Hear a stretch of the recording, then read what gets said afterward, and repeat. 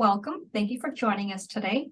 My name is Amy Sam. I am the Health Education Project Specialist at the Maxwell and Eleanor Blum Patient Family Learning Center at Mass General. Hi, I'm Rebecca Thomas. I'm one of the summer interns at the Maxwell and Eleanor Patient Family Learning Center. Before we get started, I just want to go over a few items with you all.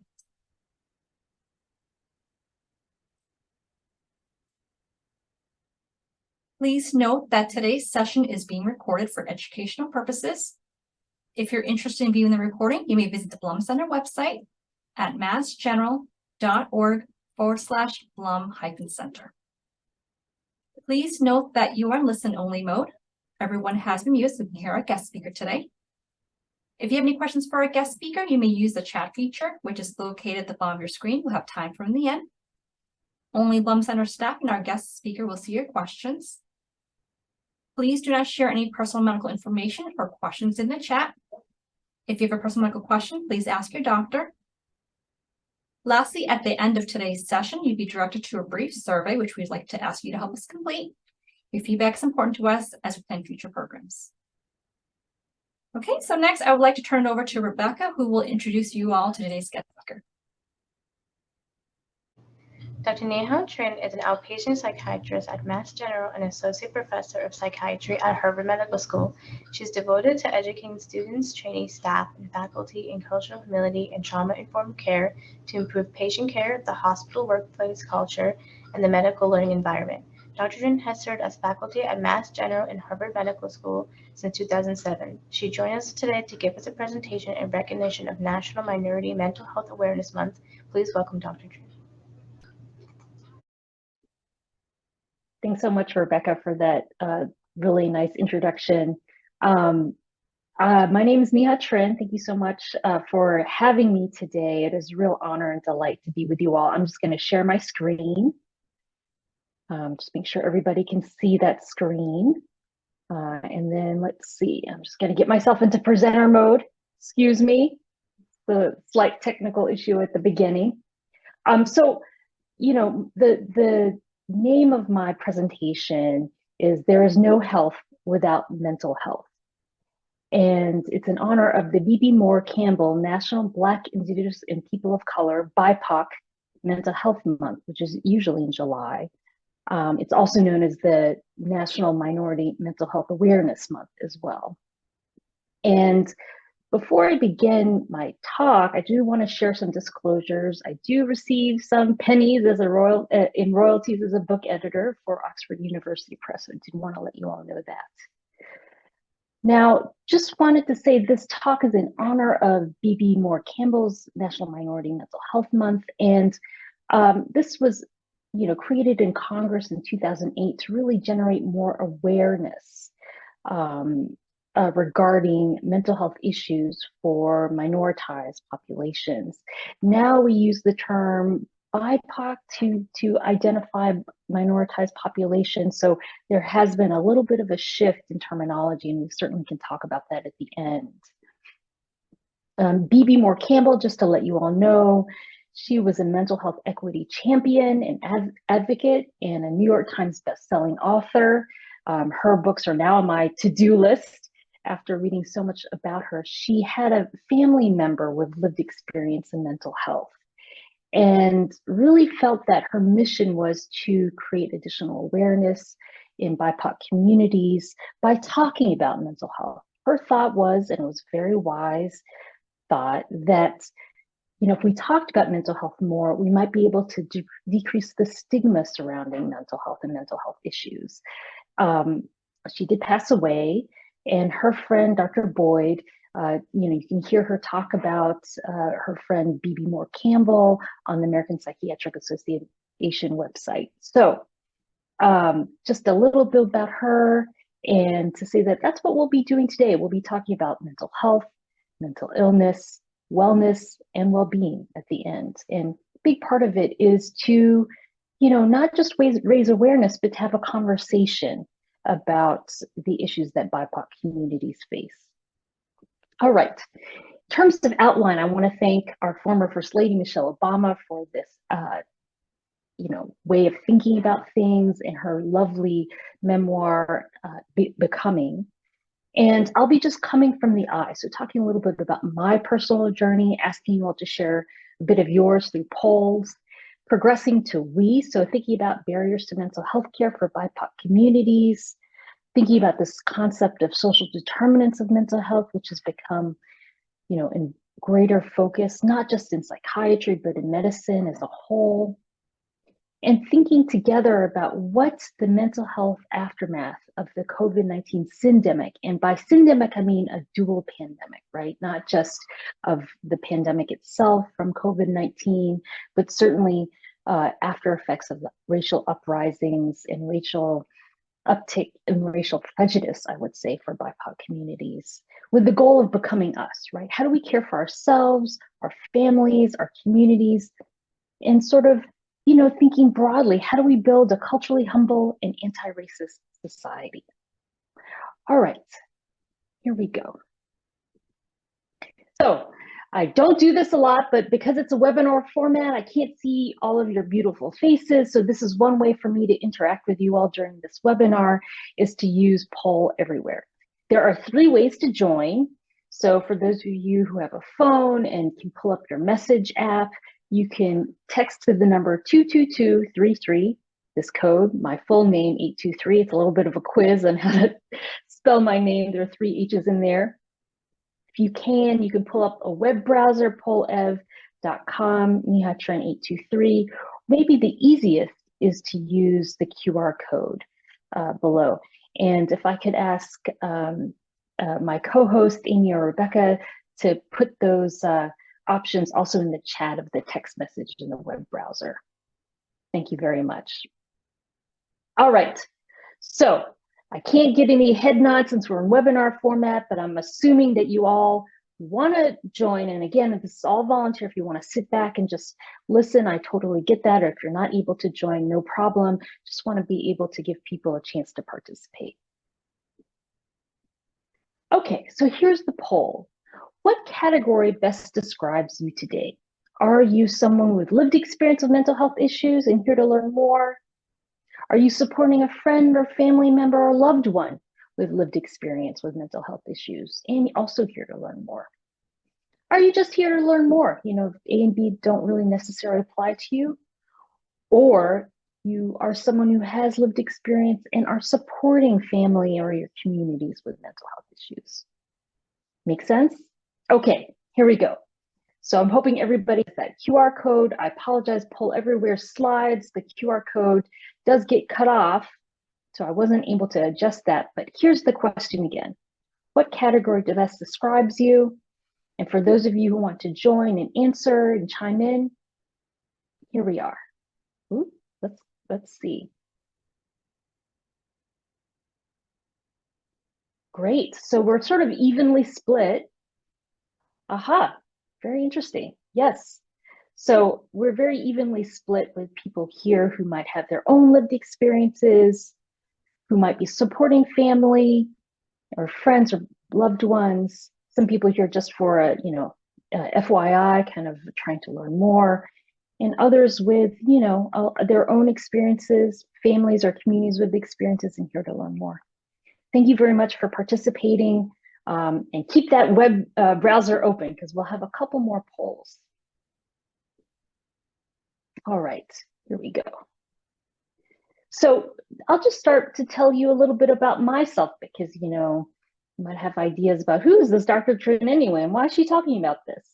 Now I'm in my little, I would call it my pandemic office nook, created it during the COVID-19 pandemic to see patients here.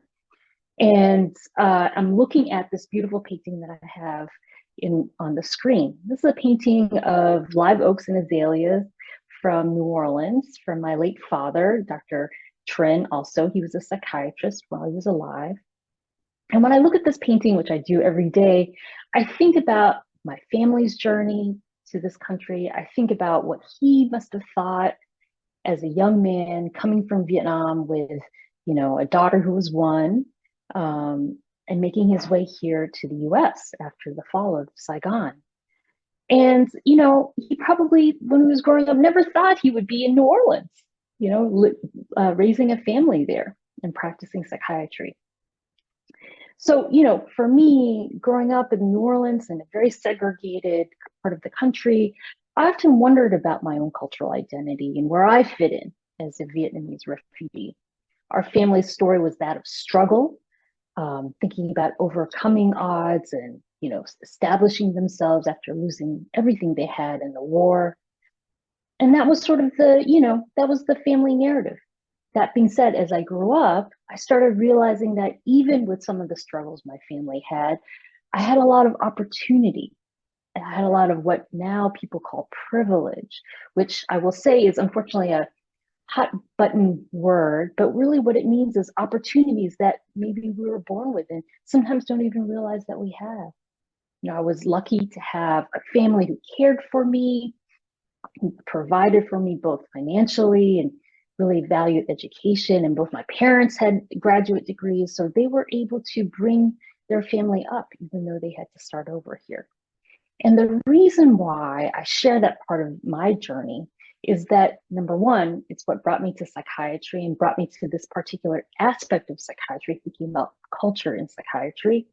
And number two, to encourage you all after this presentation to think about your own personal journeys, right?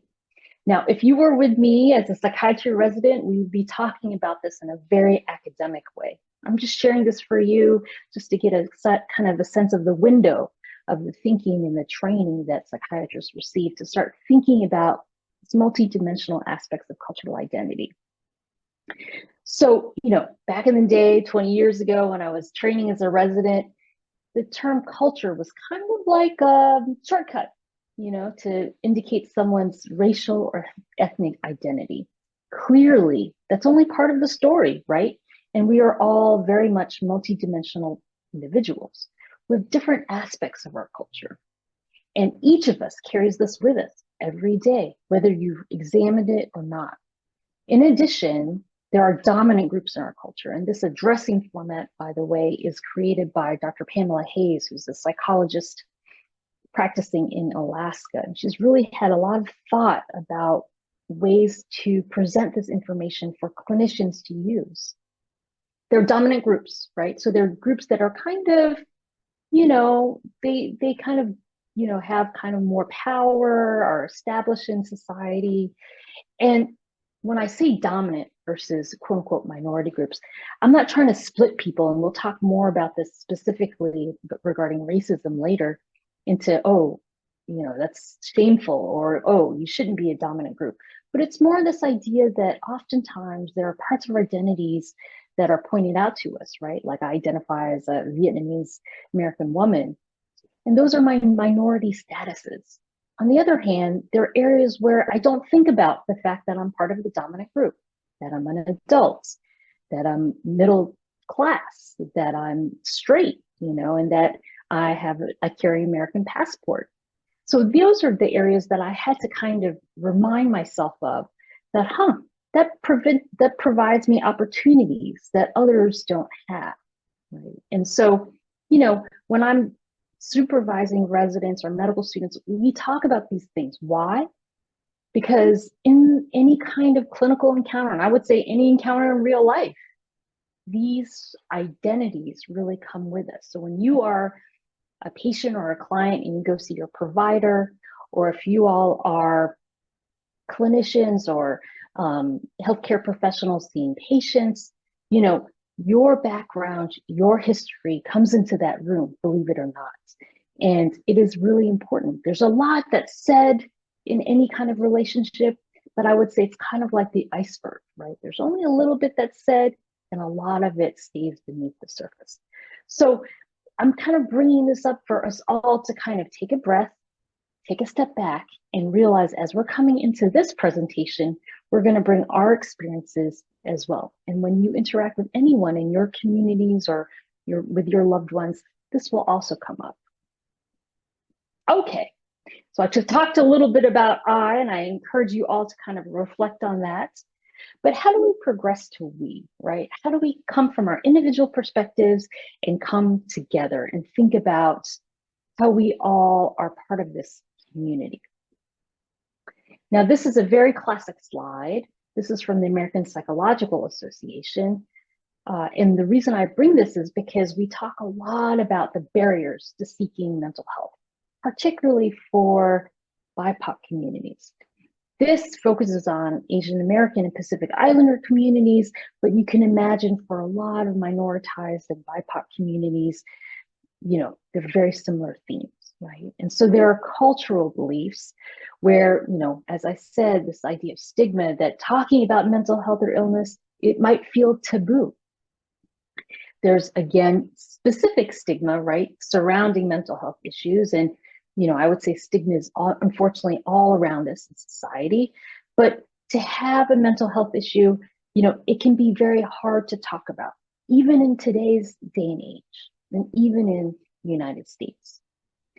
And even for people who get to that point where they realize, oh gosh, there's something going on and I really need to get support and help, it can be hard to find what resources might be out there, what services might be available through your primary care practice or through the hospital that you receive your care.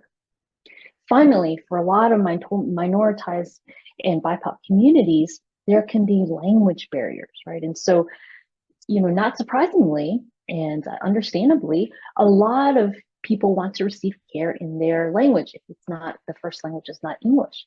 But it can be hard to find that kind of language concordance in the providers that they seek. So this is very standard, and I'm sure you all are nodding your heads as you're watching this. But I would suggest and challenge us by saying there's something that's missing here. And if we were together, I'd ask you to shout out and that kind of thing about what you think is missing. But for me, when I saw this, I said, okay, I get that, but there is something missing. And I'm not excluding myself from this. It was something that I had to learn as well.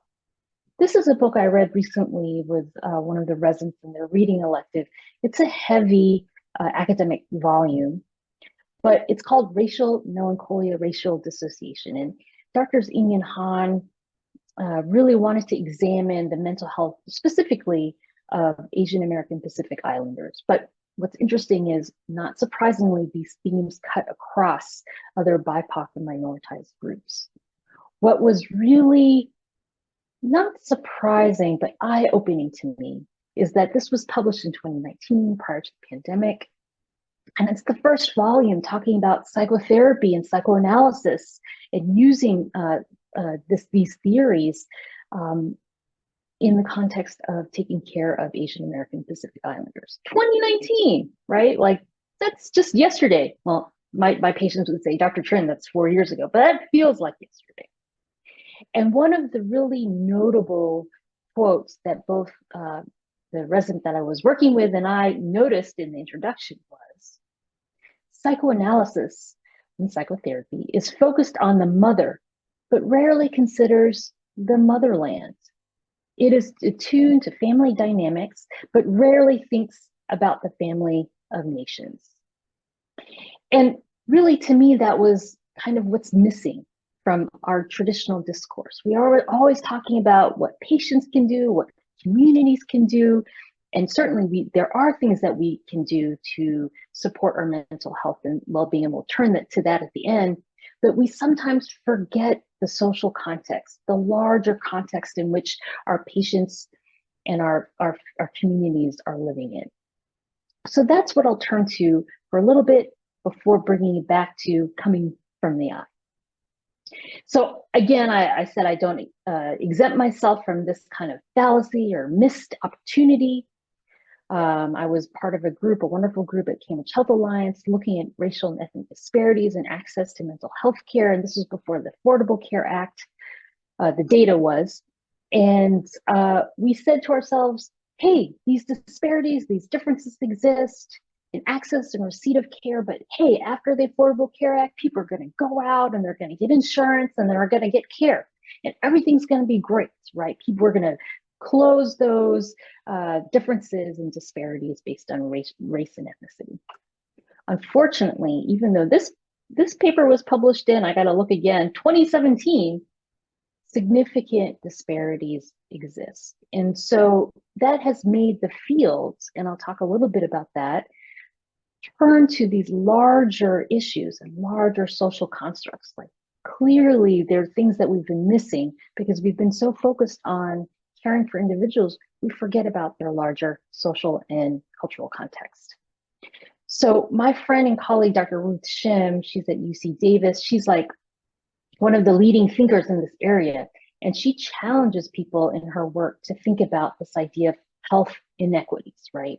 Health inequities is sort of like thinking about disparities in care on a larger scale, right? And she really encourages and challenges us as providers and as researchers and policymakers to think about those systemic, avoidable, and unjust social and economic policies and practices that create barriers to opportunity. Now, if you all were in a classroom with me, you'd say, but what does that have to do with mental health? Here we go. This is a little bit of a busy slide, but bear with me. What Dr. Shim and her group are suggesting is that there are these larger public policies and social norms that can lead to an unfair and unjust distribution of opportunity among our communities in the United States. You know, you have different kinds of adverse early life and discrimination experiences, exposure to violence and conflict, challenges with education, underemployment and unemployment, poverty, housing issues, and difficulty with food insecurity and transportation, as well as the environment. And not just that, but thinking about climate change. We've been talking a lot about that as in this summer as our planet has gotten hotter, which then through these different kinds of mechanisms lead to adverse mental health outcomes. So this is the pathway by which sort of the larger social sphere can impact each of us in our mental health. Now, I just read this came out literally like a week or two ago. And so I was really excited because I was preparing this talk and thinking about it. And Dr. Alegria, who's here at Mass General with us and a real leader in health disparities research, wrote this perspective piece where she and her team talked about this idea of what we've been talking about, social determinants of mental health. Social determinants meaning everything around us, clearly, right? The social and economic aspects of our lives, which then therefore impact our health.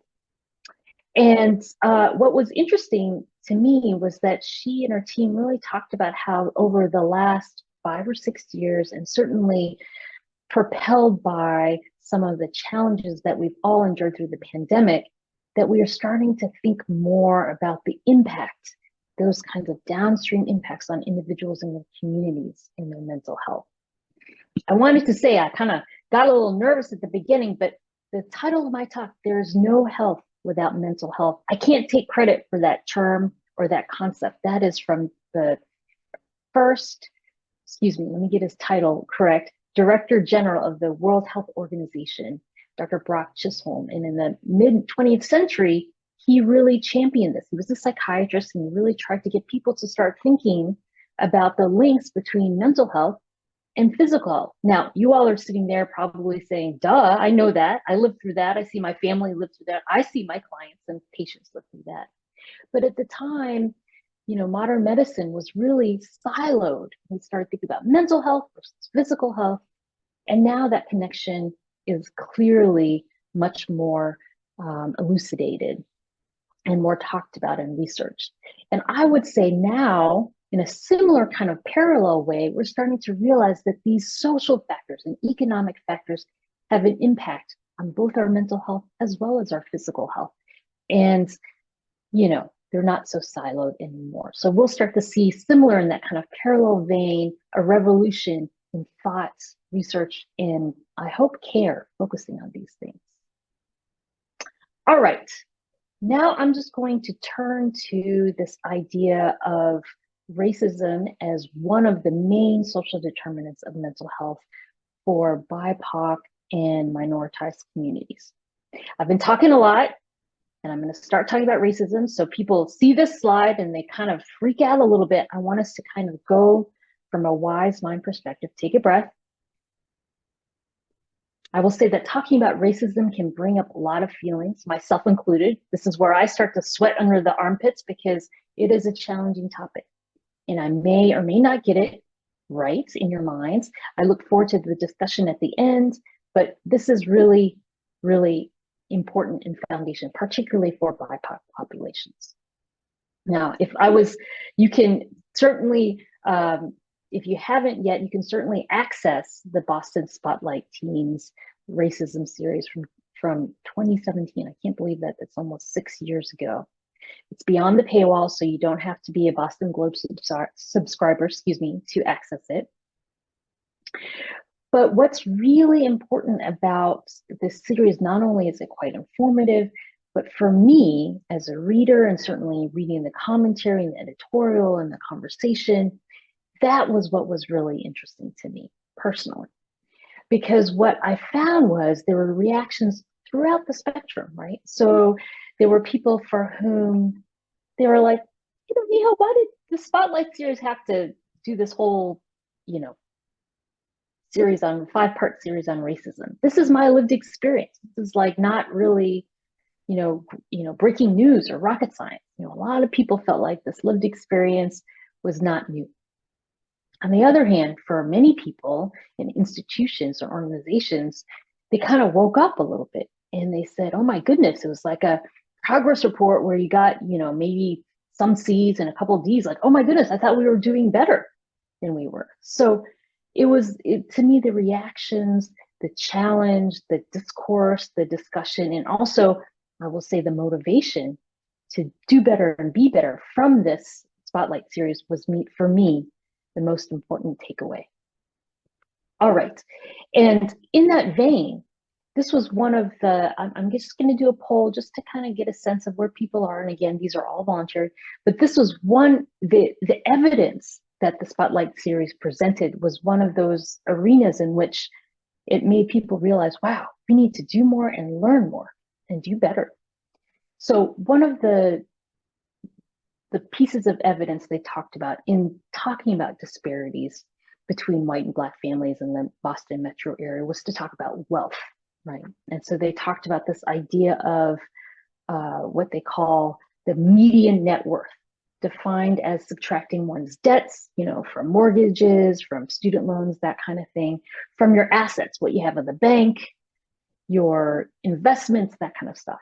Right. And this was data from the Pew Family Foundation from 2015. I hate to say that things haven't improved significantly since then, but at the time, the Boston Spotlight series, they reported that white families had, a median net worth of $250,000.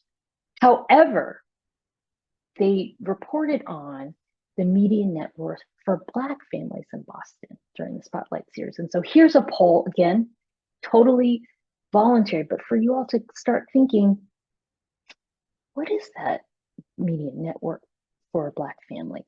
So take the QR code. Thank you again for putting the instructions in the chat, and we will begin our poll. So here's that question again. What is the median net worth? $8, $800, $8,000, or $80,000?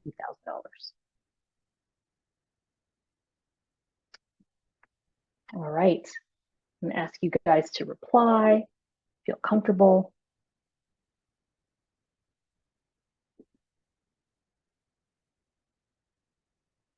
Excuse me, I'm using this poll everywhere. It's a beta. Oops, apologies, it didn't work. Let's see, responses. No one's responding. But just to let you all know, you might have abstained because you didn't know that the median net worth for Black families is $8. And so for a lot of people who read the Spotlight series eagerly, they replied, they wrote to the editor and they said, how can that be? Are you serious? And it was so much so, and so many letters came in that they ran an editorial saying that was no typo.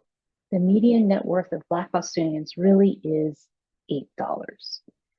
So for me, again, the reaction, the realization that we don't know enough about this issue, we don't recognize the disparities out there for BIPOC communities in our own community means we need to do more. And yes, even our own institution, Mass General, got called to task for practices that were less than equitable.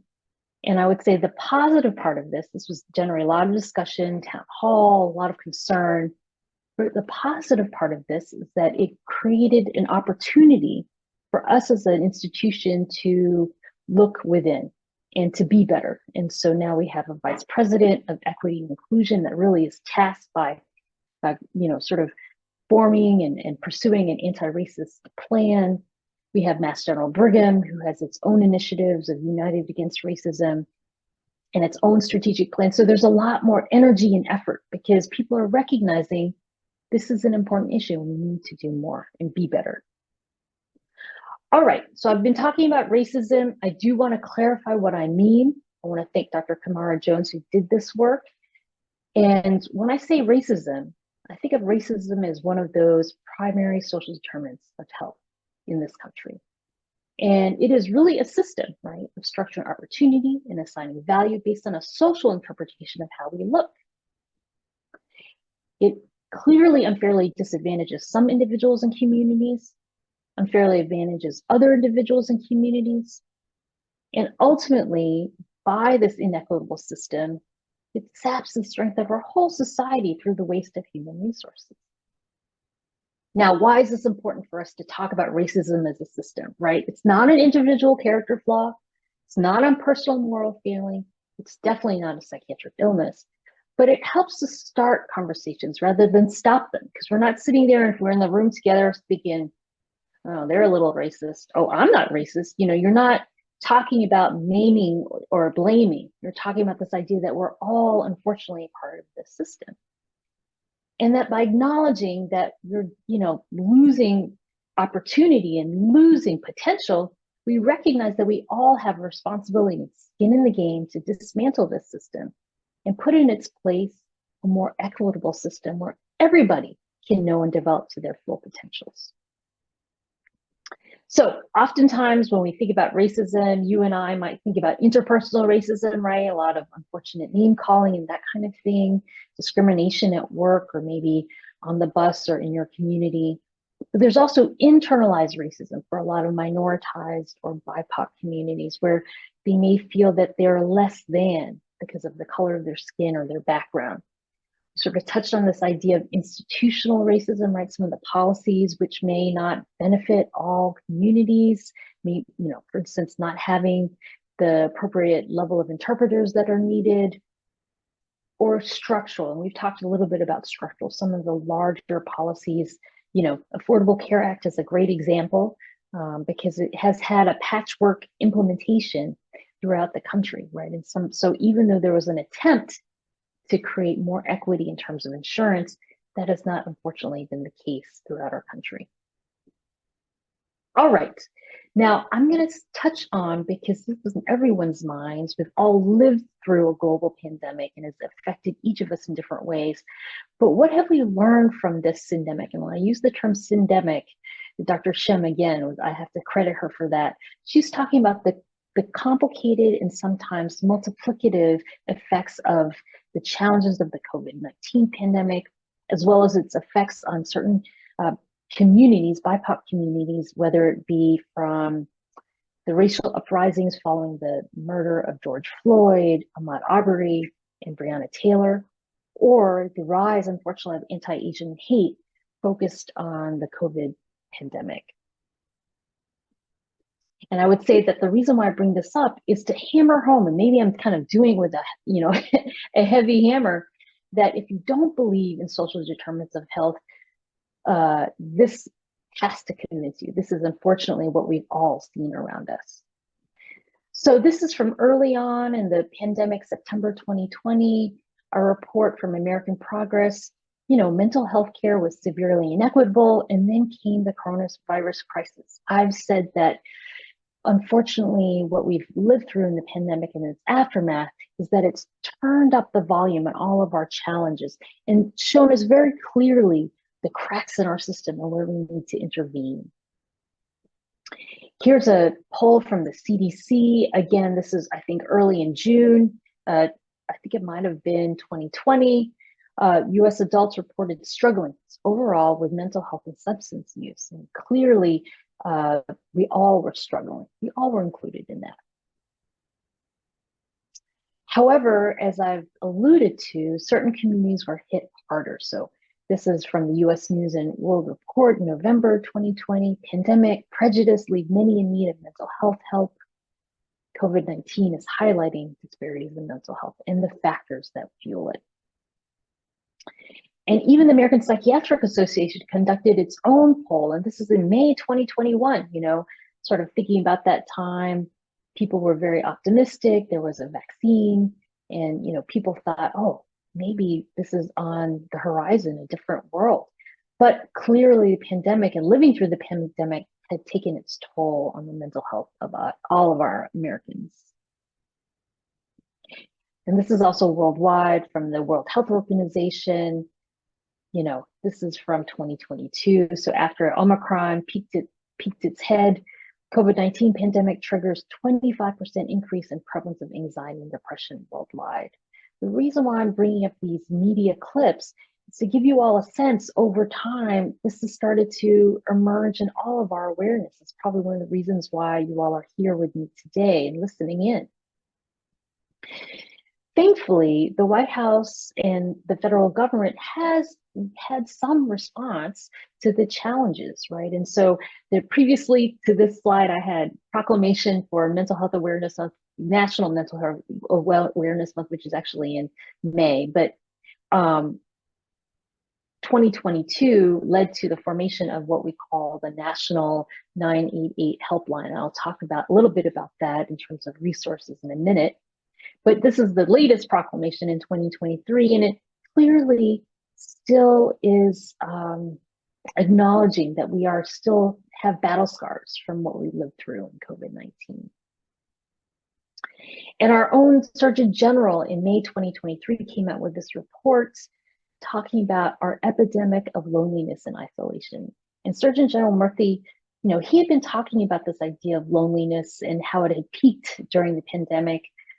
More of the interviews that I've read recently is sort of like, well, we're getting better, but we still are a very lonely society.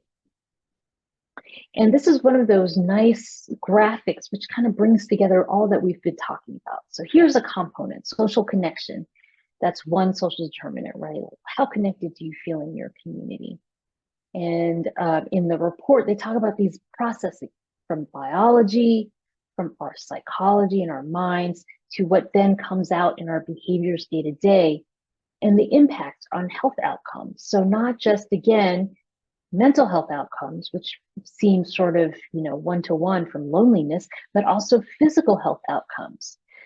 And what I find really wonderful about this slide is it kind of brings together some of these themes about the interconnectedness of our physical and mental health, about the different social factors that can impact our health in a variety of ways, both intracellularly, in our mind, and in our day-to-day interactions.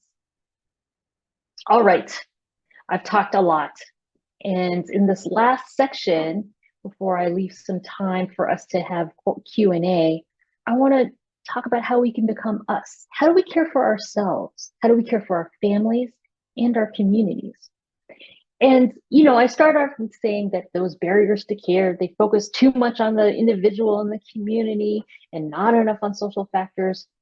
And oftentimes people ask me, well, what do you do with this information when you're seeing a patient, And I say, well, the challenge is that, we have to acknowledge the world around us. We can't ignore it because it affects us day to day. We read the news, we go out, we work, we interact with our communities. These have an effect on us.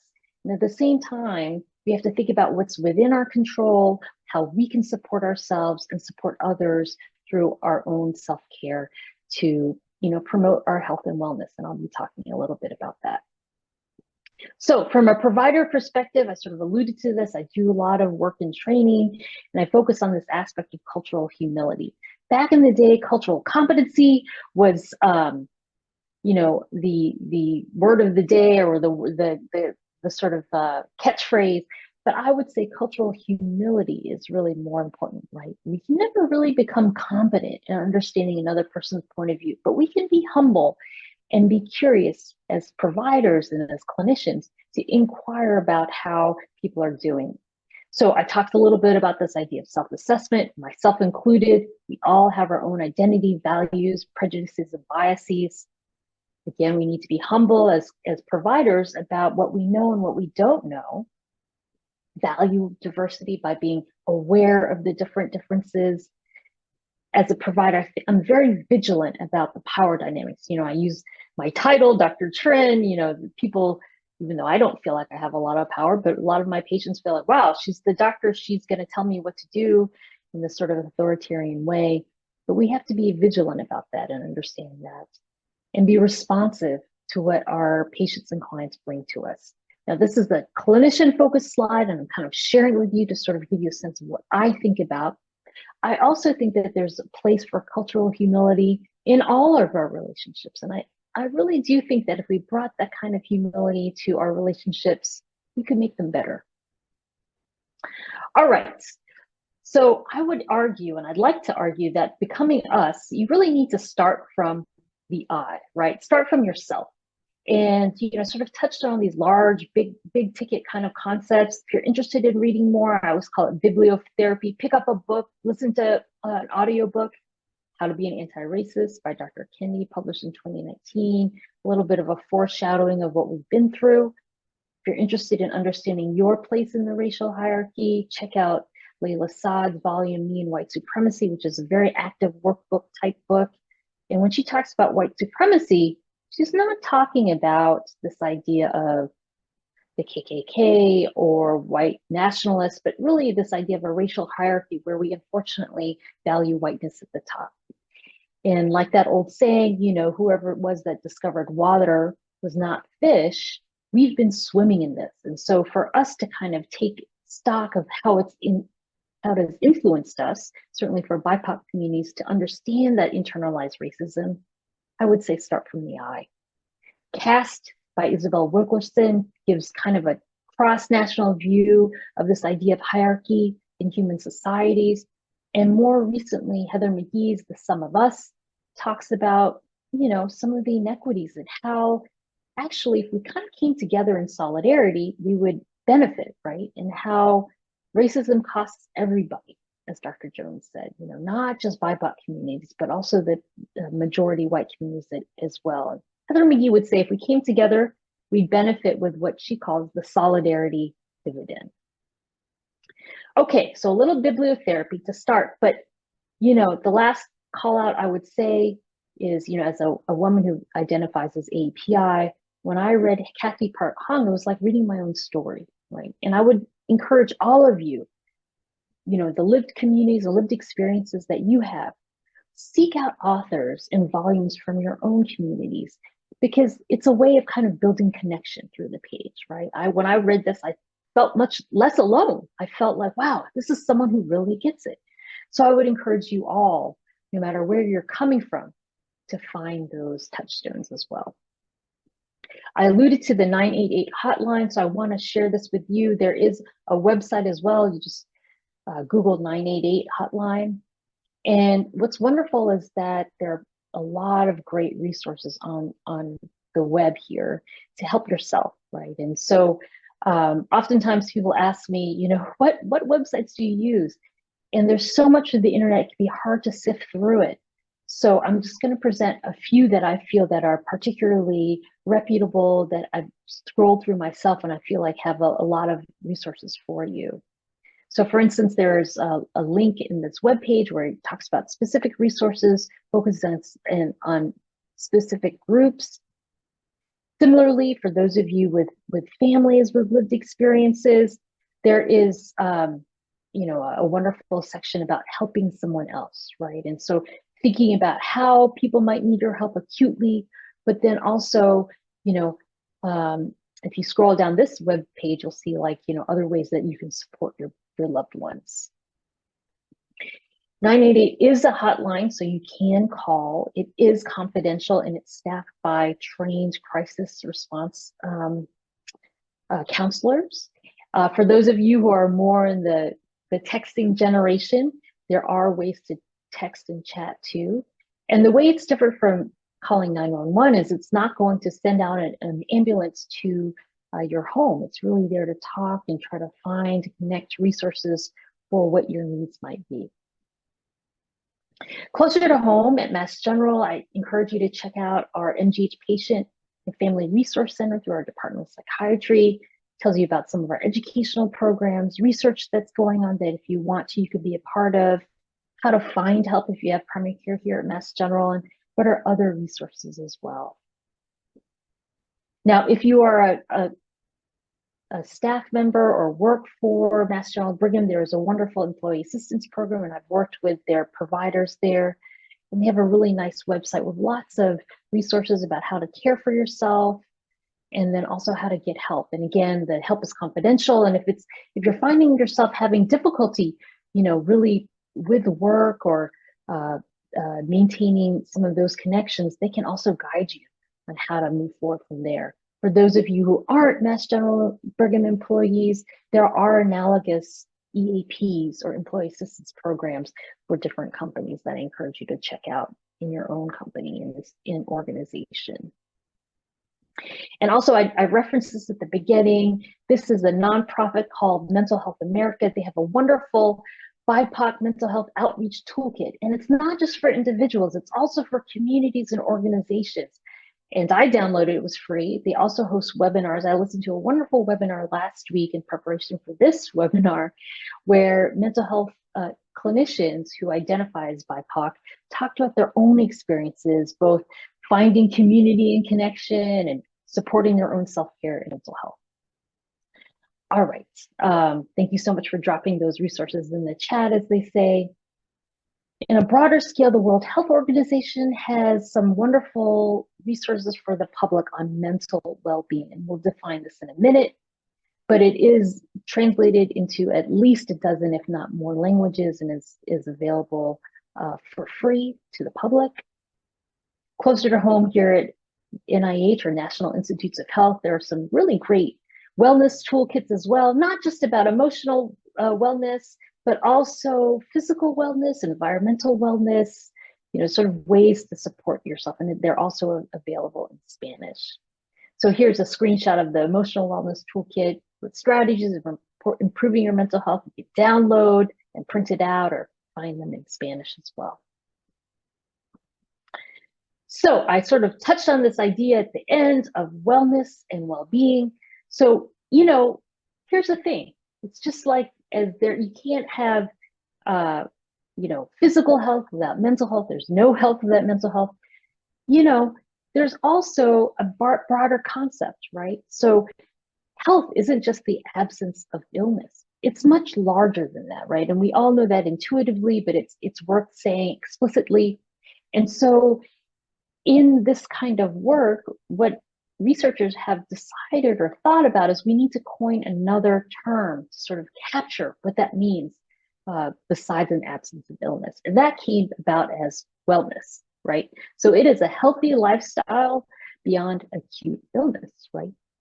And one person, Kendall, has described wellness as a state of physical and mental health in which all of us have the ability and energy to do what we want to do in life without chronic suffering. Well-being is an even larger concept. And so I'm sort of defining this because we're kind of all talking about these different terms, but it's sort of a broader dimension of a well-lived life. And sometimes I think this is a bit aspirational. I think it would be hard to check off all of these boxes every single day because we are human and we are busy. But we want to think about our career or what we're doing day to day, our social well-being, our friendships and our community, financial, being able to have what we need financially to live, feeling physically well, and also a larger community. In this case, it would be an environmental community, physical community where we like where we live. And so, again, you have illness, which we need to attend to when it's acute. We have health that we want to cultivate by taking care of ourselves, well-being, and wellness. All right. In closing, what I'd like to do is, I think we have the time for it. There's a short 3-minute video in honor of National Minority Mental Health Awareness Month with Dr. Sophia Lubin. And since my computer didn't share it so well, I'm going to ask if our co-host can help me by sharing that screen. And we'll just watch it together.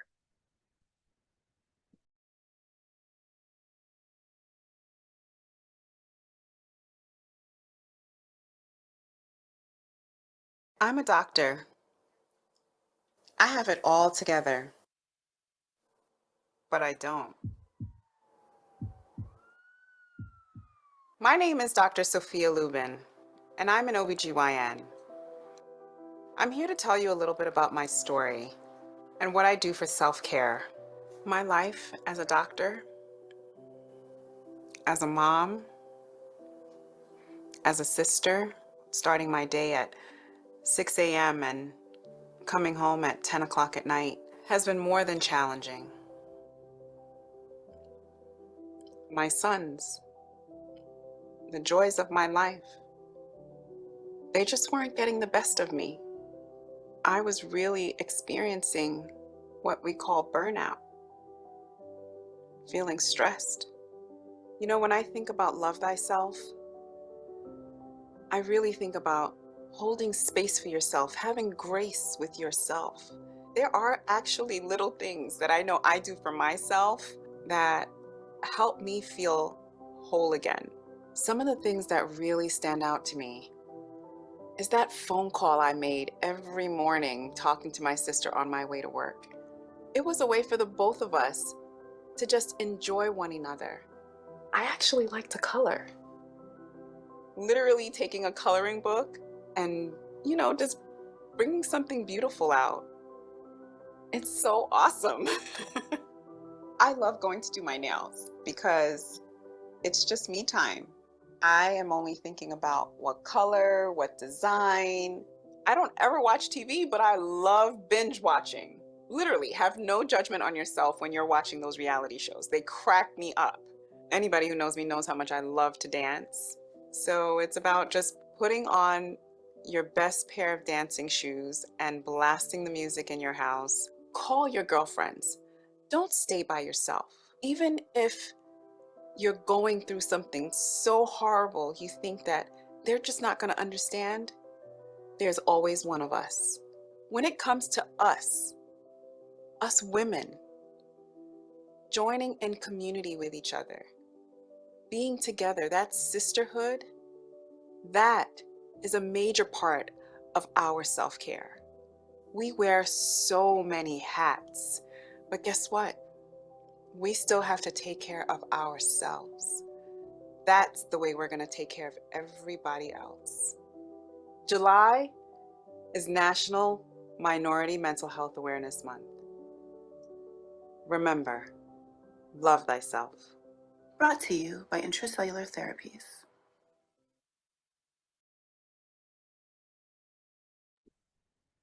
Thank you so much for sharing that. I will share my slides and for my final comments, and then I want to make sure that I leave time for some Q&A. Let's see. Oops, apologies. I think that didn't quite get that. Okay. So I give that as an example of one person talking about their own lived experience and the way they've thought about self-care. And on that note, I want to ask if you all would indulge me by sharing one thing maybe inspired by this conversation or that you've already planned to do that you will do to support your well-being and self-care this week. If you wouldn't mind using the QR code. I'm going to ask you all. I don't know if people will respond.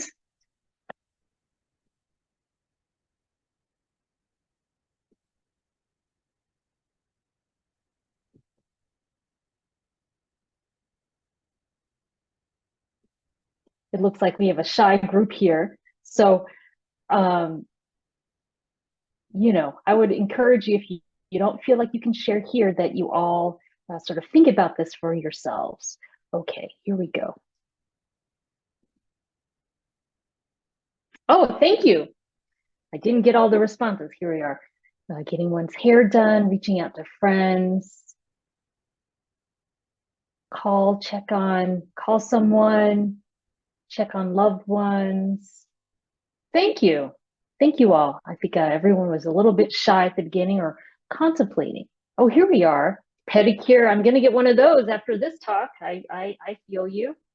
But thank you. Thank you all for sharing. And the most important thing is that you reflect on the one thing that could make that difference, that me time, as Dr. Blum suggested. Thank you all. All right. In summary, you know, we're coming from the I. This is a lifelong process, right? For all of us. Doesn't matter who we are. We want to think about our values, translate those goals and values into action. Oh, yes. Thank you, Bob. Sorry about that. It does take a while to enter a response. Thank you for entering it. And then becoming us. So, you know, when I was growing up, I thought about that golden rule, treat others the way we want to be treated. But I would encourage us to think about the platinum rule, which I learned from another leader in this field, of treating others the way they want to be treated, right? And if we all kind of kept that in mind, I bet you the world would be a better place. And speaking of which, just a shout out to my daughter, who in the depths of the pandemic had this virtual art class at school. And this is what she drew. And what was wonderful, it reminded me of Professor Cornel West, which is that never forget that justice is what love looks like in public. And just like Dr. Lubin would say, you have to have self-love, you have to love others. My 8-year-old son taught me that expression, thank you, right? The wisdom from children. And just to say thank you again, this is my neighborhood in Central Square. You can see the snow on the ground, but it is a new day. And every day is a new day for us to do better, be better for ourselves, our families, and our communities. And here are some references. I know that this will be shared, recorded and shared. So you can certainly reach out to me or to the Blum Center for those as well. Okay, I'm going to stop. I think I went over my enthusiasm, but hopefully we'll have time for a couple questions. Thank you so much. If you have any questions for Dr. Trinh, feel free to enter them in the chat.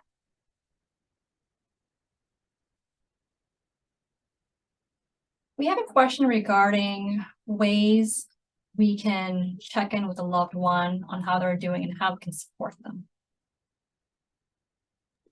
That's such a great question. I think it's foundational, right? And sometimes we can be afraid to ask the question because we're afraid that the response we'll get, or maybe afraid that we won't be able to reply or know what the right thing to say is. And honestly, I think just coming from that I, like, hey, you know, I really care about you, for things, leave it kind of open-ended. And sometimes people worry, oh my gosh, but how do I respond? You know, I'm really sorry. That sounds really hard. You know, really validating your loved one's experience. And if you don't know what to do, to say, I don't know. I think that we need to find out more information about that. So that's what I would say. Sort of the hardest part sometimes is overcoming our own fear of what to say and what to do. But we don't have to have all the answers. We can figure it out together. And how about for providers? How can we check in with patients during a visit on how they're doing? Same rules apply, although we do have a little bit more resources available to us as providers. I think asking those open-ended questions. And sometimes I know, you know, when I go to the doctor, they have like 5 zillion things that they want to check on, and they may worry, oh my gosh, but if I ask about this, will I have time to address it? Sometimes for me, I might say, hey, something might come up at the end of a conversation. I'll say, hey, that sounds really important. Can we find time to loop back and follow up more? So for providers, it's not only sometimes a fear of what to say or what to do, but not having enough time. But you don't have to, unless it's an emergency, figure it out all at one time. Thank you so much. While we wait to see if there are any final questions in the chat, are there any final thoughts you'd like to share with the audience? My final thought is just thank you for your attention. I appreciate your patience with my using poll everywhere, and I appreciate the questions and the comments. Thank you so much. As I had mentioned, today's session is being recorded. If you're interested in viewing the recording, you may visit the Blum Center website at massgeneral.org/Blum-Center. You'll also see that all of the resources that were shared in today's presentation, I entered them in the chat. However, if you'd like a copy of a list of those resources, feel free to email the Blum Center. We'd be happy to share that with you at pflc@partners.org. Thank you so much, everyone. Thank you so much, Dr. Trinh. Thank you so much, Rebecca, for joining us today. Have a lovely rest of the day. Thank you all. You all as well. Have a wonderful summer.